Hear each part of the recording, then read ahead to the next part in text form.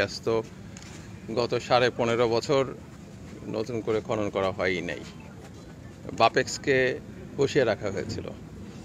এখন ভোলাতে কিছু গ্যাস পাওয়া গেছে, বাপেক্সের উদ্যোগে আবার গ্যাস খননের চেষ্টা হচ্ছে। আমরা যদি গ্যাস পাই তাহলে সেই সংকটটা চলে যাবে।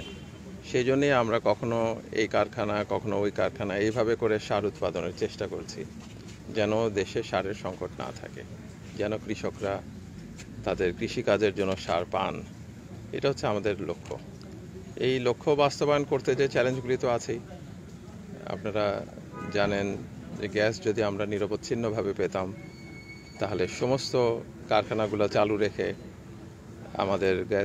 আমাদের সার আমদানি করতে হতো না। তারপরে আমাদের আমদানি করতে হয়, এই অবস্থাতে আছি আর কি। স্যার, এই ফ্যাক্টরি যে লক্ষ্য, তার মানে আমরা বলতে পারি যে শতভাগের একটু উপরেও থাকছে। 105% লোডেও চালানো। প্রশ্ন হচ্ছে যে মেশিনারিদের সারা বাংলাদেশে 15.5 বছরে দুর্নীতি হয় নাই এরকম কোনো সেক্টর জানা আছে? জানা থাকলে জানায়েন। সেটারই আমরা নিরাময়ের চেষ্টা করছি, নিরসনের চেষ্টা করছি।